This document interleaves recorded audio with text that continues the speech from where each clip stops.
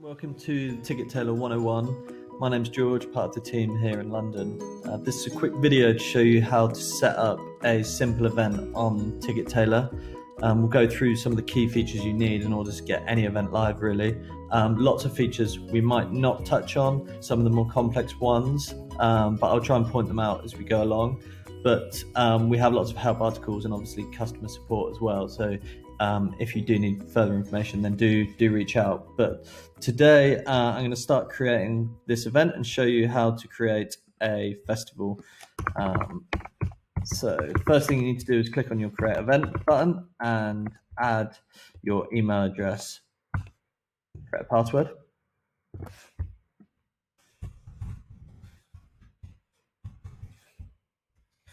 Once you've created an account, you'll create your box office at the next step. You'll have to verify your email. So you'll get a code sent immediately to your email inbox. So verify that. And then you create your box office. So this is usually the name of your company or your event.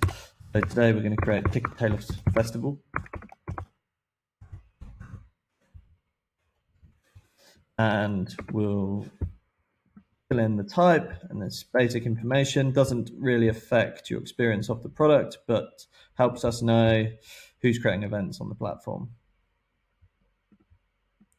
So within your box office, you can have as many team members with access, and you can give them different permission levels as well. So if you have, say, a junior member of your team who you just want to be able to access orders and see how many tickets have been sold, you can have that right the way up to someone who has full admin access and kind of access to all the features.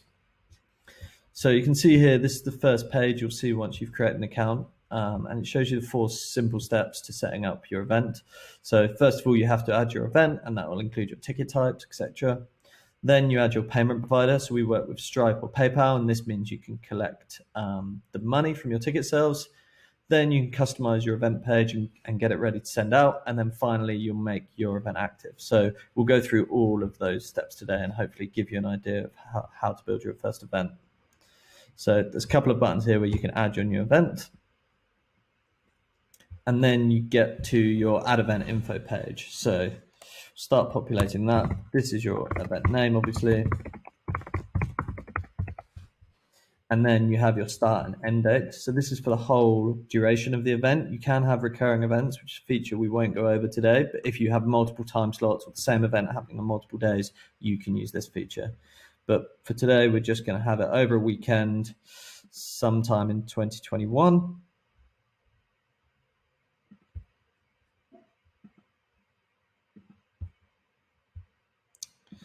So that's the start and end date. We'll then put in a venue. So put it in our closest park here.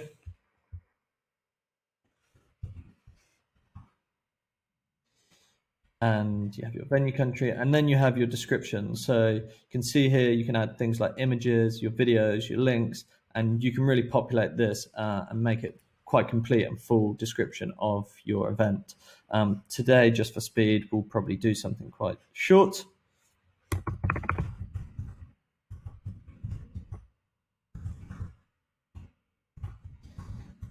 Not the most imaginative festival, but hopefully gives you an idea of how that box works. You can also put HTML code in here as well. So you do have quite a lot of flexibility on how your event page listing looks. Then the next thing, quite an important part of the setup, is adding your images, obviously, to make it look on brand. So you can either use one of our preset images here, or you can upload one that you might have downloaded before. So I'll drop one in here. And this one is for your listings page, and then this one here is for your actual event page.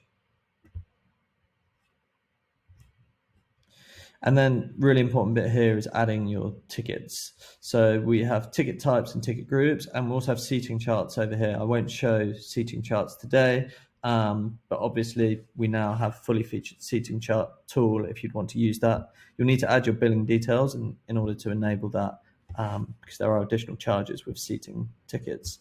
But for now, we're just going to use ticket types and ticket groups. Ticket groups are a really useful way to bucket ticket types under effectively a group which you can have your own quantity and capacity for. So a good example of that is if you were to have a festival, you might have Saturday tickets where you want 1,000 people,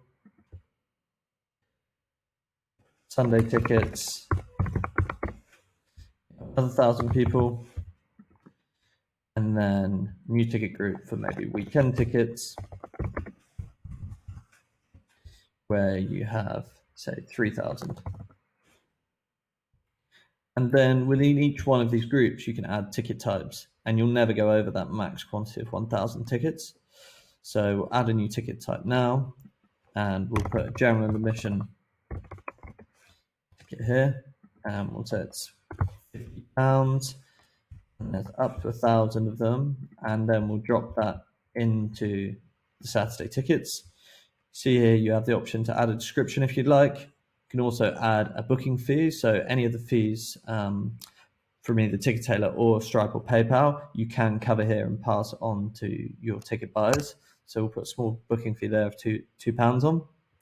Also have features here in terms of the status. You can have tickets which are hidden, for example, so you only see them on the back end for now. You can have access codes behind them to ensure only certain people can see them if they have a code. You can display them as sold out or unavailable, or you can have some which are only visible to admins. So quite a few options there on the status. You also have a min and max order size. A lot of people don't use this, but can be useful in some circumstances. If you don't want, for example, one person buying 20 tickets, you can limit that to 6. Or if you want to make sure everyone buys at least 2, you can put a minimum order there. For now, we won't put any limits on that. You can also do things like hide the tickets before or after a certain time. So if you have certain ticket prices that you don't want to release until maybe 3 or 4 weeks before the event, you can use this feature here to control that. You can hide tickets when they're sold out, and you can also show the quantity remaining on the event page if you want to have a bit of urgency around the event. So I'm going to save this ticket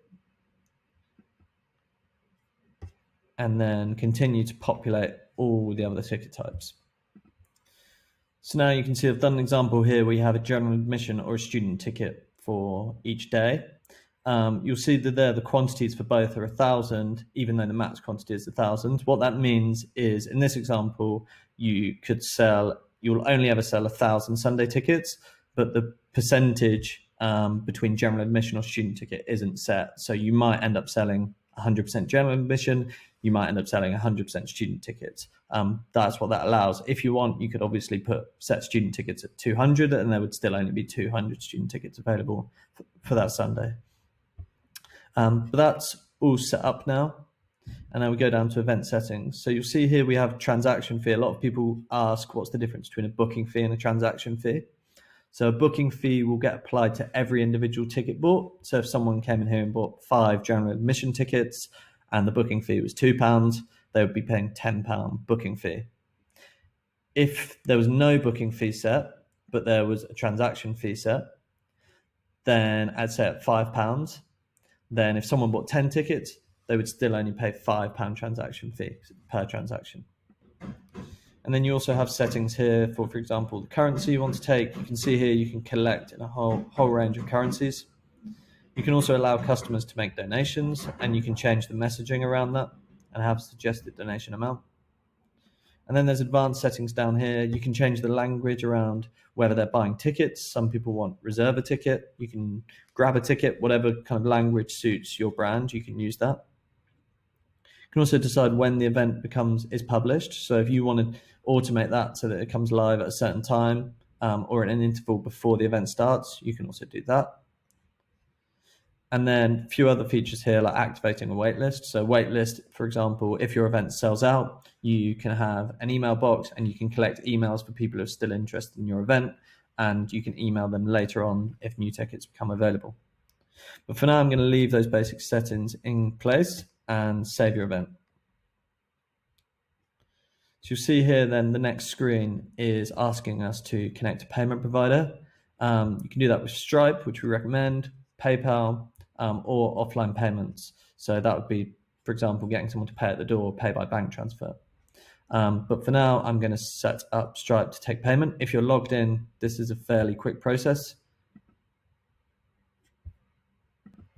So I've now added the Stripe account. So we're ready to collect money now. And you'll be able to see here that the event page is actually nearly ready to start sending out to ticket buyers. So you have the name, it's still in draft because we haven't published it. There's the image that we posted earlier, the description. It's found our venue on the map, and we have the buy tickets button. So you can see here, now we have those tickets. So the Saturday tickets, the Sunday tickets, and the weekend tickets with those ticket types that we put beneath each one. And you can see here, you can do 1 up to 20 tickets in one go. So if we were to select a ticket here to buy, you'll notice that the next page asks us for checkout information. So the standard information we ask for is just name and email, as we need those to send tickets out to people. But you have quite a lot of flexibility here about additional questions you can ask. So I'll show you how to do that now, so that's quite an important part of the process. So you'll come back into your event page here, and you'll go to your checkout form. And you can see here you have the option, if you have multiple events, you can edit it just for a specific event, or you can do it for all your events under your box office. So seeing as we've only got one event for now, we can just do that. And you can see here you have buyer questions and attendee questions. So if I'm buying a ticket for me and 5 friends, buyer questions I'll only have to answer. If it's attendee questions, I'll be answering questions for all of my friends as well.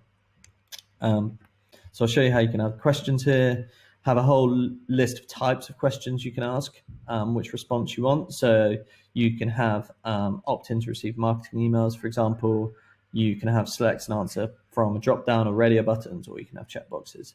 So it's a great way to kind of get marketing information, potentially. How do people hear about your event, or information that's going to help you with operations on the day. So a lot of events that, for example, are serving food, you might want to ask if there's dietary requirements, for example. For now, we won't add any more custom questions. Then the next part of the process to look at really is order confirmation. So this is the email that the ticket buyer will receive immediately after purchasing their ticket. And again, similar to the event description page, you have a lot of flexibility here around making it look on brand, using your own tone of voice and color palette. You can see here the QR code and barcode automatically generated and put into the order confirmation. That will work with our free check-in app, ticket scanning app, which I can show you later. But again, if you're not using ticket scanning app and maybe you're just doing a door list, you can simply delete those and take those out. But lots of information here that you may or may not want to share on the order confirmation. You can also do things like attach the ticket vouchers as a PDF, can make it slightly easier to print out. And you can also attach invoices as well if that's something your ticket buyers are likely to need. So I have templates here for online events. So if you're running an online event, you can just drop down here and that will make it slightly more appropriate for your online event with an online event link. And we'll obviously take away the QR code, as you won't need those for online events. Again, for now, we'll just leave that where it is. Now, next important part of your getting your event ready is obviously to make it look right. So I'm going to go to the event page design, and then you'll put into this design studio. So this is your listings page. So if you have multiple events, you'll have all of your events down here. So if I had Ticket Tailor Festival 2022, for example, that would be below, and then 2023 below that. For now, we're mainly looking at the actual event page because we only have one event. This is the page we'll probably be sharing with our customers. So we have a few themes here, which you can automatically use, or you can have custom. So I'm going to have a little play around with these custom colors to try and make it look a little bit more on brand for Ticket Tailor. Okay, so you can see now, managed to change the colors to look slightly more like a Ticket Tailor look and feel. And you can also see it works pretty nicely for mobile. So you can see the event there. That's what users will see if they are coming on by mobile. For now, we will save those changes and come out into your page. You are ready to put your event live. So you can have one last preview of your event here to see what it looks like. If you're happy with that, you can see all your tickets are correct. You can simply publish your event. So change your event state from draft to published, and you're now ready to start selling tickets, which is the exciting bit. Before you do that, you're probably going to want to get your event in front of your audience somehow. So you have a few options for that. You have your event page link here, which you can share on Facebook or Twitter, or you can put it into emails or on your website. And you can come into the promote section here for a few more options on that. So you can edit your link settings. You can choose the event you want to direct people towards, and you can also put referral tags if you have certain campaigns, for example, Facebook campaign. Also have your buy ticket buttons here. So if you want to drop this HTML code into your website, then you can do that and people can click on the buy ticket button, which will take them straight to the event page. And then finally, you have your website embed codes here. So you can see here, this is a simple widget which you can drop this code onto your site and people will actually be able to purchase the ticket without leaving your website. So you can come into here and to edit your widget options, and you can play around with some of these settings to make it look how you want it to. So I'll hide the header and event description. I'm going to show just tickets for this one event and then update the widget. And there you can see that's actually just the tickets. So you'll be able to drop this code and you'll be able to see this widget directly on your site. You can still customize some of the colors here as well. So you can play around with that to make it look on brand again. Whilst you're in here as well, it's a good idea to look at promo codes. So a lot of users will want to use discount codes or voucher codes. I won't go through how you set them all up, but just to kind of flag here, discount codes are similar to things you might see flying around the internet, which allows anyone to access a discount. So they can be used multiple times, might be for a Black Friday sale or something like that, and they can be used again and again. Voucher code is more like a gift card. So you'll have a certain value assigned to the voucher code, and there'll be a one-time use on that. A few other things just to flag to you here as well before we finish the demo. So you can connect various apps to your box office. So for example, you can track your Facebook ads by adding a pixel, track your box office visitors using Google Analytics, and you can use things like MailChimp and Zapier as well to connect to hundreds more integrations. Team access, I mentioned at the beginning. You can invite teammates. So you can add their email and then you can give them different permission levels.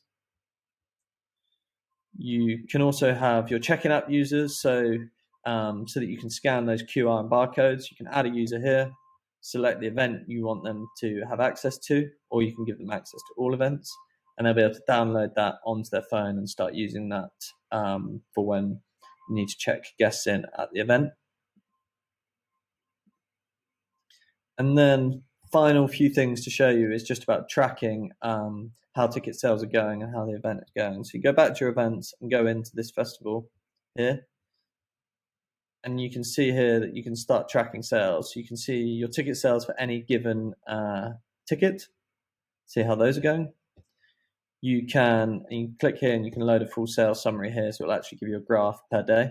You can also see referral sales summary. So as I mentioned earlier about changing that link to include certain campaigns, if you are using those campaigns, then you'll be able to see how successful they are over time as well.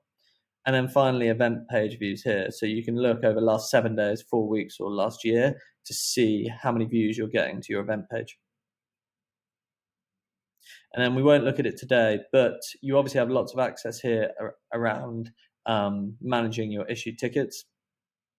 So you can export a door list at any stage. You can search for ticket sales. If someone is contacting you saying they're not sure they've bought a ticket or they want to see the details of that, you can find that ticket, and you can also do things like resend that or cancel it directly from Ticket Tailor.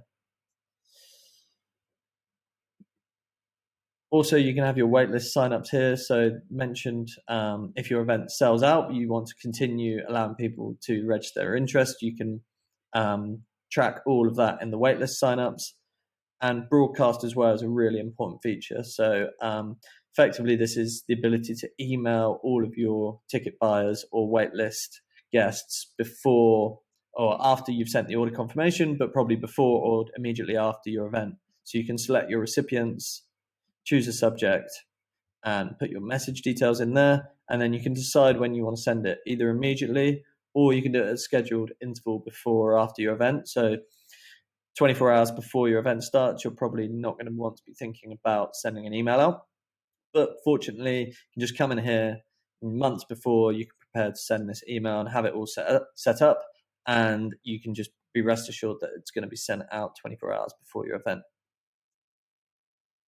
So that is all the key features there. But like I said, there's lots of things we haven't touched on here, things like recurring events, duplicating events, seated tickets as well. So if you do have any questions, best thing to do is firstly to visit the help center. There's probably a really short and simple explanation for your question. Or if it's a little bit more complex, you can't find the answer, then customer support in the bottom right.